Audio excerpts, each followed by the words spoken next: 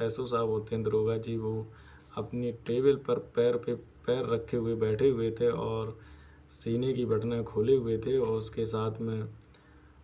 जैसे ही डीएम साहब जाते हैं और कहते हैं कि हमारी एक एक हमारा ऑटो जो था वो चोरी हो गया और वो उस ऑटो की चोरी की मुझे एक रिपोर्ट दर्ज करानी है। जैसे ही ये बात कहते हैं तो दरोगा जी जो होते हैं वो कहते हैं आपको पता नहीं है कि इतनी रात में रिपोर्ट नहीं लिखी जाएगी और रिपोर्ट लिखने का ये तरीका नहीं है। आपको रिपोर्ट लिखने के लिए जैसे ही वो रिश्वत और रुपए की बात कहते हैं तो जो डीएम साहब होते हैं उन्हें बहुत गुस्सा आती है, लेकिन जो एसपी साहब होते हैं वो उनको हाथ रखकर शांत कराते हैं। आइए दोस्तों, ऐसी एक घटना, एक जो कहानी है वो बताएंगे आपको, जो जिस ज़िले की है। और पूरी कहानी जानने के से पहले दोस्तों हमारे चैनल को लाइक और सब्सक्राइब ज़रूर कर दें, क्योंकि अभी हमारा चैनल मोनेटाइज नहीं हुआ है। आप लोगों से उम्मीद करता हूं कि हमारे चैनल को लाइक ज़रूर करें और सब्सक्राइब ज़रूर कर दें। दोस्तों, एक ज़िला कलेक्टर साहब होते हैं, जो उनकी नई नई पोस्टिंग होती है और जो डीएम साहब होते हैं उनके भी जो एक पिताजी थे वो भी एक पुलिस में एक जो पुलिस का जो एक कांस्टेबल होता है, उस कांस्टेबल के पद पर उनके पिताजी थे। पर उन्होंने अपने जो डीएम साहब थे जो थे वो उनके जो पुत्र थे उनको बहुत एक अच्छी कहें कि अच्छी जो परवरिश थी करी। उसके बाद उनको अच्छा पढ़ाया लिखाया और सामाजिक ज्ञान दिया और हमेशा ईमानदारी का पाठ पढ़ाया। और वो भी एक इतने ईमानदार व्यक्ति थे, तो उन्हें सारा पता था कि कैसे किस तरीके से जनता को से लोग रिश्वत ले लेते हैं और उनका काम भी नहीं करते हैं। जो भ्रष्टाचार चल रहा है प्रेजेंट टाइम में, तो ऐसे ही वो इन सब गुणों से अच्छे थे। और उनके जो ये डीएम साहब थे, ये पहली बार में ही इनका सिलेक्शन हो जाता है और सिलेक्शन होने के बाद इनको पहली जब ट्रेनिंग करने के बाद पोस्टिंग मिलती है, तो जिस जिला में पहली बार जैसे ही जाते हैं तो बड़ा ईमानदारी और अच्छे एकदम एक अच्छे डीएम के रूप में उभर कर आना चाहते हैं। किसी की भी अगर नई जॉब लगे तो वो हमेशा अच्छे ही काम करने की कोशिश करता है। तो ये भी जो डीएम साहब थे, ये जैसे ही वहाँ पहुँचे तो इनके पास इन्होंने पहले दिन जब ज्वाइन किया, ज्वाइन करने के बाद जैसे ही लोग पहले दिन बधाइयाँ देने जाते हैं, शुभकामनाएँ देते हैं जब कोई ज़िला का नया डीएम आता है, तो उसके बाद दूसरे दिन उन्होंने अपना ऑफिस टाइम से संभाला और ऑफिस संभालने के बाद साथ साथ वो जैसे ही ऑफिस में गए और अपना सुबह टाइम से पहुँचे, पहुँच कर उन्होंने जैसे ही कारभार सुबह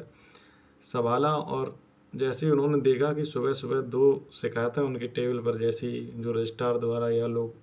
सुझाव पेटी में डाल देते हैं, वो जैसे ही उन्होंने सीन की, देखने के बाद उन्होंने उन्हें फाड़ कर उन्हें पढ़ा कि हमारे ज़िले का एक थाना है और उस थाने में जो इंस्पेक्टर है वहाँ बहुत भ्रष्ट लोग बैठे हुए हैं जो रिपोर्ट नहीं लिखते हैं और रिपोर्ट लिखने के मामले में बहुत रिश्वत मांगते हैं, रुपए नहीं देते हैं, तो किसी को थाने के अंदर जाने तक नहीं दिया जाता है। तो दोस्तों, जब ये डीएम साहब के पास बात पहुंचती है तो डीएम साहब शुरू में सोचते हैं कि ऐसा हमारे डिपार्टमेंट को, पुलिस डिपार्टमेंट को बदनाम करने की कोशिश के साजिश से लोग दे देते हैं। लेकिन जैसे ही दूसरा दिन होता है तो दूसरे दिन फिर उनके पास वही 2 3 4 शिकायतें पहुंच जाती हैं। तो डीएम जो साहब होते हैं वो बड़ा नए पहुंचते हैं, तो वो सोचते हैं क्यों ना अगर दूसरी बार शिकायत ये दूसरे दिन भी आई है तो कहीं ना कहीं हमारे ज़िले में थाने में ऐसा कार्य कहीं ना कहीं होगा। जो पुलिस वाले हैं वो कहीं ना कहीं गलत कार्य तो आम जनता के साथ कर ही रहे हैं। तो वो कहते हैं चलो क्यों ना इसकी जानकारी के बारे में मुझे एसपी साहब से बात करनी चाहिए। तो वो तुरंत एसपी साहब को कॉल लगाते हैं जो उस ज़िले के एसपी साहब होते हैं और कप्तान साहब से बात करते हैं कि फलाने थाने से मुझे इस तरीके की शिकायत जो मिली है, क्या ये शिकायत सही है, क्या आपने इसकी जांच की है? तो एसपी साहब कहते हैं हमारे पास भी साहब 2-3 शिकायत 4 बार आ चुकी हैं, हो सकता है हमारे डिपार्टमेंट को बदनाम करने की साजिश से ये सारे जो लेटर हैं ये लोग दे रहे हैं। लेकिन जो ये शिकायतें वो उनके पास जो पहुँचती हैं तो डीएम साहब उनको बुलाते हैं, बुलाकर बातचीत और चर्चा करते हैं ऑफिस में कि कहीं ना कहीं तो दाल में काला है ही, अगर नहीं है तो ये शिकायतें हमारे पास उसी थाने की क्यों आ रही हैं। जब ये सारी बातें दोनों लोग आपस में सोचते हैं, सोचने के बाद एक जो जो उसका तरीका होता है जांच करने का, उस तरीके पे वो लोग दोनों लोग एक एक योजना बनाते हैं और योजना के तहत कहते हैं कि इसकी थाने की हम दोनों लोग अपनी गोपनीयता तरीके से जांच करेंगे और जांच में देखेंगे क्या ये थाने में सत्य है या नहीं है। तो दोनों लोग जैसे ही शाम का वक्त होता है और प्लानिंग जो होती है वो सिर्फ डीएम और एसपी जो साहब जिला के थे उन दोनों लोग अपने ही पास रखते हैं और किसी तीसरे व्यक्ति को इस बात की जानकारी नहीं होती है कि आज दोनों लोग कहाँ जाएंगे और शाम को कहाँ जाने के लिए। तो जैसे ही दोनों लोग अपनी गाड़ी में बैठते हैं, बैठने के बाद कहते हैं कि उस थाने की तरफ चलो जहाँ ये फलानी जगह का नाम का थाना जहाँ पड़ता है। तो जैसे ही वो थाने में पहुँचते हैं और थाने से पहले ही वो कम से कम 200-400 मीटर पीछे ही अपनी दोनों गाड़ियाँ खड़ी करवा देते हैं और कहते हैं कि गाड़ी अभी आपको यहीं खड़ी रखना है, जब तक मैं ना कहूँ तब तक आप गाड़ी यहाँ से कहीं लेकर नहीं जाना है। वहीं पर वो एक टेम्पुआ खड़ा होता है और जो टैक्सी होती है उसी टैक्सी में दोनों लोग बैठकर उस थाने के अंदर आते हैं। तो आने के बाद जो डीएम साहब होते हैं और जो एसपी साहब होते हैं वो एक सादा, एक गरीब और एक मज़दूर की तरह अपना भेष बनाते हैं और भेष दोनों लोग रहने के साथ साथ ये अपनी जो उनकी शर्ट होती है उसी शर्ट में एक अपना कैमरा भी छुपा लेते हैं जो रिकॉर्ड करने के लिए कि इनका सबूत भी तो हमारे पास होना चाहिए कुछ ना कुछ कि वहाँ का क्या होता है क्या नहीं। और वो जो कैमरा चल रहा था, जो रिकॉर्ड हो रहा था, वो सीधा डायरेक्ट प्रसारण उनके हेड ब्रांच में रिकॉर्ड किया जा रहा था। तो दोस्तों जैसे ही वो थाने में दोनों लोग प्रवेश करते हैं एसपी और डीएम साहब, तो जो कांस्टेबल होता है वो उन दोनों लोगों को रोकता है और कहता है कहाँ जा रहे हो इतने टाइम, थाने जाने की आपको अनुमति नहीं है, अब चलो बाहर यहाँ से। तो वो लोग कहते हैं, जो डीएम साहब होते हैं वो कहते हैं साहब हमारा एक ऑटो चोरी हो गया है, उसकी मुझे रिपोर्ट लिखवानी है, मैं इस रिपोर्ट लिखवाने के लिए मेरा जो ऑटो है वो टाइम से मिल जाए, बहुत लोग हम लोग परेशान हैं। ये सारी बातें जैसे उस कांस्टेबल से कहते हैं तो वो कहता है अरे सुबह हो गई है, यहाँ ऐसे नहीं लिखा जाता। और हाथ पकड़ के डीएम साहब को गेट के बाहर कर देता है। तो डीएम साहब को बहुत गुस्सा आती है कि ये कांस्टेबल होकर मुझे इस तरीके से अगर हमसे इस अभद्रता में बात कर रहा है तो आम जनता से लोग किस तरीके से सलूक में आते होंगे।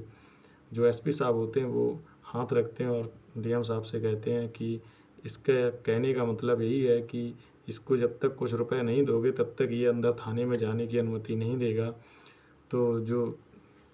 एसडीएम डीएम साहब होते हैं वो कहते हैं तो क्या करूं इसके लिए। तो जो एसपी साहब होते हैं वो कहते हैं कि थाने के अंदर का भी तो नज़ारा देखना है कि अंदर क्या है जब बाहर ये स्थिति है।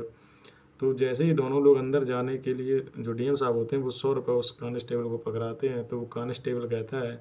जो हवलदार होता है वो कहता है कि 100 रुपये में कहीं कोई काम होता है आज के ज़माने में, 100 रुपये तो कुछ नहीं है। तो डीएम साहब एक 100 का और नोट निकाल कर दे देते हैं। जैसे ही 100 का और दे देते हैं उसके बाद वो कहता है ठीक है अंदर जाइए, और साहब अंदर बैठे हुए हैं और उनसे जाकर अपनी बात कहना जाकर। जब वो अंदर जाते हैं तो जाकर देखते हैं कि जो दरोगा जी होते हैं वो टेबल पर पैर रखे हुए होते हैं और दोनों पैर पे पैर रख के टेबल पे और कुर्सी पर आराम से लेटे होते हैं और अपनी बटनें खोलकर सारी एकदम, बड़ा ऐसा नहीं लग रहा था कि जैसे कोई ये दरोगा हो, एक गुंडे की तरह एकदम सीना खोल के बैठे हुए थे जहाँ वर्दी का कोई लिहाज नहीं था। जैसे ही एसपी और दरोगा साहब पहुँचते हैं तो एसपी साहब जो होते हैं उनको बहुत तेज़ से उस पर गुस्सा आती है। गुस्सा आते हुए डीएम साहब उनको वहाँ पर शांत करते हैं और कहते हैं कि दरोगा जी हमारा एक ऑटो चोरी हो गया, उसकी मुझे रिपोर्ट लिखानी है। तो दरोगा जी कहते हैं कहाँ से चोरी हो गया, कैसे हो गया, क्या मैं रात भर में इसीलिए हूँ, इतनी नाइट में आए हो मुझे परेशान करने के लिए, सुबह आना मैं आपकी रिपोर्ट लिखूँगा। इतनी बात कहते हैं। उसके बाद वो कहते हैं साहब मैं बहुत गरीब हूँ और मैंने मेरा इससे पूरे परिवार का जो खर्चा है वो उसी से चलता है साहब, मैं बहुत परेशान हूँ सुबह से। तो दरोगा जी कहते हैं कि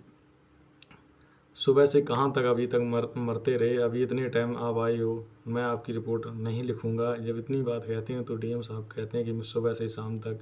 ऑटो ढूंढता रहा, पर जब नहीं मिला तो मैंने सोचा कि अब हम आपके पास कंप्लेंट करें।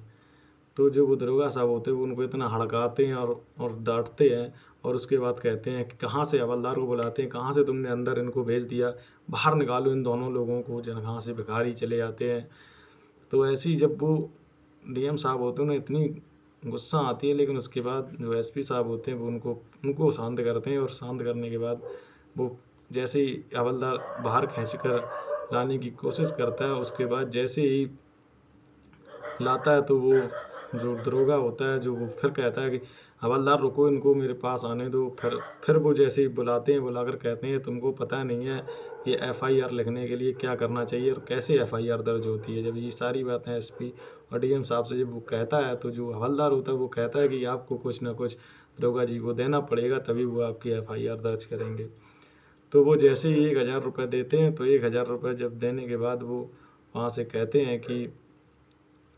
अब मेरी दरोगा जी लिख दीजिए। तो वो कहते हैं 1000 रुपये में एफआईआर नहीं होती है, आप कल और पैसों की व्यवस्था कर देना, मैं आज आपका एप्लीकेशन जो आप देंगे वो मैं आपका रख लेता हूँ। जब ये बातें सारी वो सुनने के बाद डीएम साहब जो हवलदार होता है वो हाथ पकड़ कर दोनों लोगों को जो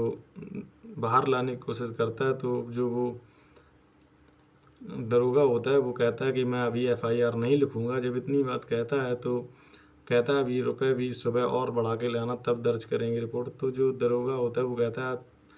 जब वो डीएम साहब होते हैं वो कहते हैं कि कानून, आपको तो सरकार गाड़ी भी देती है, सारा कानून पैसा देती है, तो आपका फ़र्ज़ है आप हमारी गाड़ी ढूंढें। जब वो इतनी बातें कानून की जैसी बताने लगते हैं तो जो वो डीएम दरोगा होता है वो उसे गुस्सा आ जाती है। वो कहता है मुझे कानून सिखा रहे हो, मैं अभी तुम लोगों को कानून सिखा रहा हूँ। जैसे ही अंदर से दरोगा अपनी छड़ी जो लाठी होती है वो लेने के लिए जाता है उनको जो उठाकर अंदर थाने से, वैसे ही बाहर जो 2 गाड़ियाँ आती हैं जो हॉर्न बजाती हैं वो खड़ी हो जाती हैं। थाने के बाहर खड़े होकर पूरे थाने को घेर लेते हैं जो फोर्स होती है। घेरने के बाद सीधे अंदर आते हैं जो उनके, वो कहते हैं दरोगा जी क्या कर रहे हो आप, आपको पता नहीं है जो आपके सामने खड़े हैं ये दोनों हमारे ज़िले के एक जिला अधिकारी साहब हैं और दूसरे जो एसपी कप्तान साहब हैं। जब इतनी बात वो जो दूसरा अंदर आता है कर्मचारी, वो जब इतनी बात कहता है तो दरोगे के पसीने छूट जाते हैं और वहीं से पैरों पर दोनों के गिर पड़ता है और कहता है सर हमसे बहुत बड़ी गलती हो गई। तब डीएम साहब एसपी साहब कहते हैं कि तुम्हारी सारी बातें इस कैमरे में रिकॉर्ड हो गई, जो हेडक्वार्टर में पूरी रिकॉर्ड लाइव देखा जा रहा है। तत्काल वो कहते हैं इतने में वो इतने दो गुस्सा आती है उनको और कहते हैं कि तुमको तो किसी हालत में बख्शा नहीं जाएगा। और दोनों लोगों पर इतनी गंभीरता की धाराओं से उन पर कार्रवाई की जाती है और कार्रवाई के बाद उन दोनों लोग जो जितना भी थाने का स्टाफ था उन सबको सस्पेंड कर दिया जाता है और सस्पेंड के बाद उन पर कार्रवाई करके उनको जेल में डाल दिया जाता है। दोस्तों उसके बाद जैसी ये बात वीडियो बन जाता है और वीडियो के बाद जो एसपी साहब होते हैं और दरोगा जो जिलाधिकारी साहब होते हैं, वे दोनों लोग मिलकर जो वीडियो होता है वो सोशल मीडिया के माध्यम से और सारे थानेदारों को अपने ग्रुप में डाल देते हैं और कहते हैं कि किसी भी थाने में अगर ऐसी हरकत पाई गई तो सबके ऊपर ऐसी ही कार्रवाई, इससे कठोर कार्रवाई की जाएगी। क्योंकि पब्लिक का जो विश्वास है हम पर वो पुलिस वालों पर इसीलिए कम हो रहा है क्योंकि आप लोग यहाँ इस तरीके से अभद्रता और जो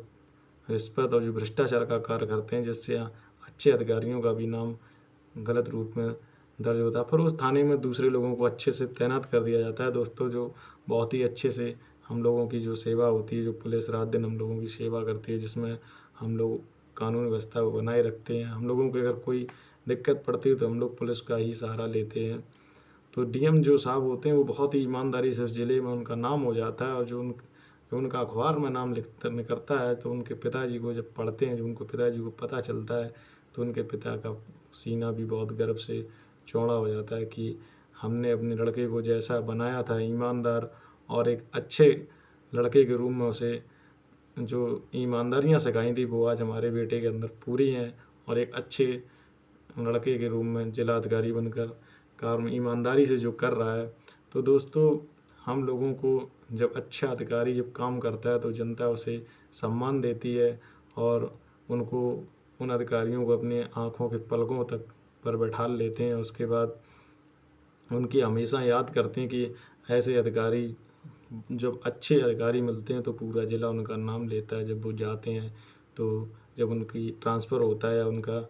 जब वो जाते हैं, जब विदाई होती है तो ऐसे ही अधिकारी के लिए लोग आँखों से आंसू बहाते हैं। पुलिस वाले भी बहुत से अच्छे सिपाही हम लोगों के बीच में रहते हैं जो हम लोगों को कानून तक बताते हैं, जबकि उनको